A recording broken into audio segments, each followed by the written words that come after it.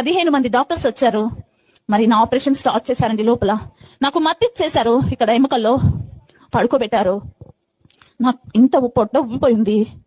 పడుకోబెట్టి డాక్టర్లు ఈ పై నుంచి ఇలా చీర్చుకుంటూ కింది దాకా చీర్చేశారు నా పొట్టను చీల్చినప్పుడు ఒక బెలూన్లో గాలి ఎట్లా బయటకు వచ్చేస్తుందో అట్లా బస్సు మనం గాలి బయటకు వచ్చేసింది. ఆ గాలి ఎట్లుందంటే చండాలమైన వాసన. ఆ వాసనను ఎవరు కూడా భరించలేనంత వాసన అనమాట. డాక్టర్స్ కూడా ఇలా ఓపెన్ చేసి దూరం వెళ్ళిపోయారండి. ఒక టబ్బు పెట్టారు కింద.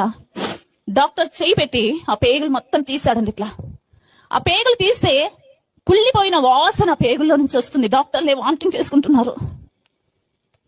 నల్లగా అయిపోయిన పేగులు నేను చూస్తున్నాను పడుకొని. ఆ పేగులు తీసి టబ్బులో వేశారు.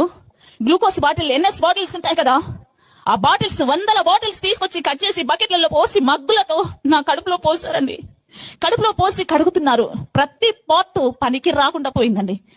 నాకు తెలిసి నా కడుపులో కంపల్సరీ క్రిములు ఏర్పడి ఉంటాయి.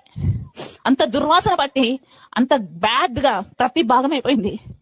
ఎంతసేపు కడిగారో తెలుసా అండి? 100 బాటిల్స్ కట్ చేసి బకెట్ల నీళ్లు పోసి కడిగారండి.